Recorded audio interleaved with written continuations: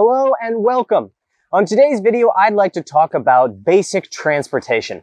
As automotive enthusiasts, we often get so wrapped up in conversations about million-dollar hypercars that we tend to ignore the fact that a vast majority of people will never see one of those cars, let alone own one.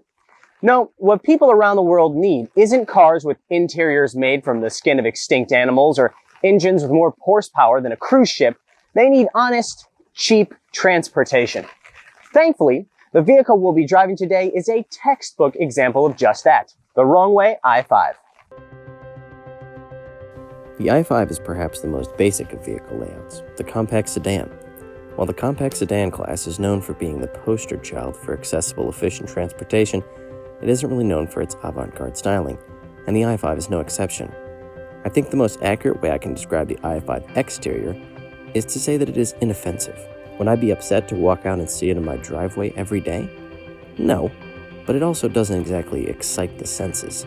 Speaking of design, the Rongwe badge has bothered me from the second I first laid eyes on it. It violates every tenet of good design by being both overly complicated and completely forgettable. A logo is supposed to express something about the company, but all I get from the Rongwe badge is that whoever designed it is probably the type of person who thinks that the inside of a Trump casino in Atlantic City is the height of luxury. They need to fix it, quick. The interior of the i5 is much better than the exterior, but not due to the design, which is just as boring as you would expect.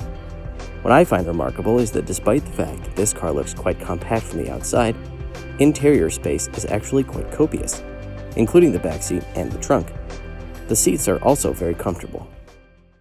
One thing that bothered me about the i5's interior was the UI on this touchscreen. The screen itself is actually pretty big considering the class that it's in, but the UI is ugly. Straight up ugly.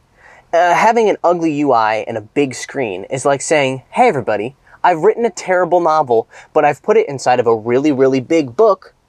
Maybe your novel is bigger than other people's, but it's still a very bad novel. One last thing. Before you think that all i5s come standard with this mafia tint, you should know that this is a private owner car. This tint is wild though. The driver must only go places during the day, because I had to drive around with the windows down the other night in order to have any idea what was happening outside the car.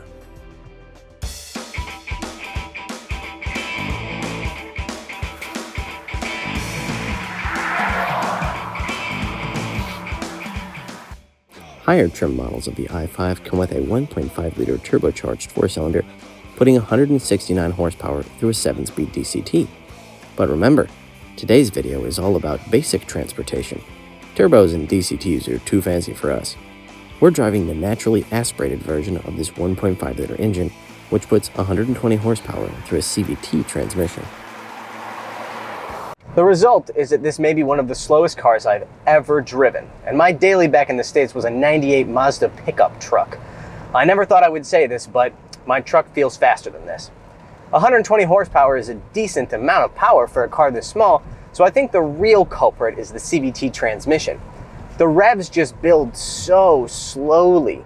Nothing happens until maybe 3,000 RPM, and then something happens, I guess. The Rongwe doesn't actually release an official 0 to 60 number, but if this thing 0 to 60 is faster than 13 seconds, I will be so surprised. It's also not exactly a blast in the handling department either, with numb steering and a suspension that doesn't respond well to spirited driving. But what it lacks in power and handling poise, it makes up for in comfort. The i5 is a genuinely comfortable car for something this small and cheap. And if you're buying basic transportation, I reckon comfort is a bit more important than lap times. The only other quirk I find worth mentioning is the perplexing shift pattern here on the gear stick. You have your classic P, R, and N, and then you have DE. D is of course drive, but that E had me scratching my head until I saw the words eco light up in the dash when I pushed the shifter sideways into that mode. But the thing is, there's also a plus and minus symbol. So what they've done is put the eco mode along with the manual mode, which doesn't make any sense to me. The eco mode is usually for saving fuel, and manual shifting is more of a sporty thing. So I'd love for somebody at Rongwe to explain to me how that happened.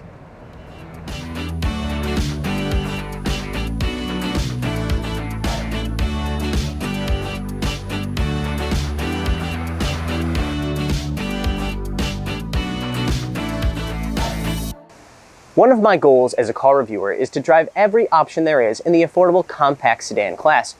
Ethan, you might be saying, that sounds like the single most boring quest I've ever heard another human being decide to embark on. Well, you may be right, dear viewer, but I've always had a soft spot for basic transportation. Besides, you're much more likely to have somebody ask you for buying advice about a cheap sedan than you are a $1 million hypercar. All right, that's all for today. Thank you for watching.